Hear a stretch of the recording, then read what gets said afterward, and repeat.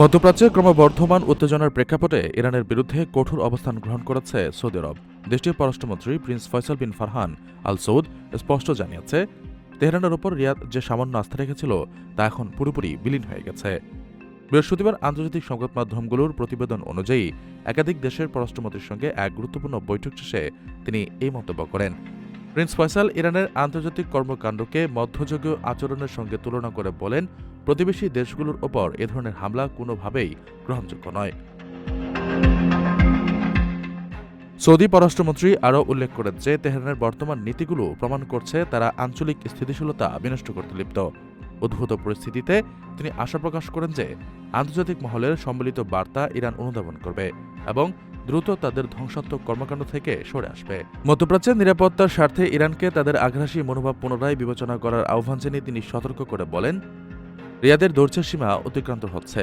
মূলত প্রতিবেশী রাষ্ট্রগুলোর ওপর ক্রমাগত হামলার প্রতিবাদে সৌদি আরবের এই কড়া হুঁশিয়ারি অঞ্চলটিকে নতুন করে কূটনৈতিক মেরুকরণের দিকে ইঙ্গিত দিচ্ছে।